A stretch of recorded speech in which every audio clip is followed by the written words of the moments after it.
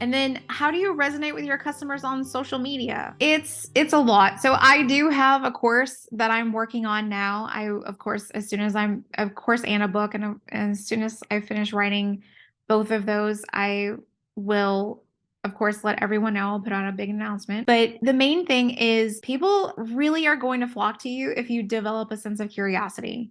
Like, what is that? Who is that? One of the major things that you have to remember is that people aren't really buying your product. They're buying you because your product is a part of you. It's a creative thing or it's a service that you provide. It's who you are. And so if you start to get people curious about who you are and what it is that you do and why not necessarily your product is amazing, but what is so unique about your product. And it's not a sales pitch. If you think about it like a sales pitch, then it comes out salesy. But if you think about it like, oh, this is my story and what it is that I do, and you draw that sense of curiosity, you'll be much more effective. And then really convey that passion along with that curiosity.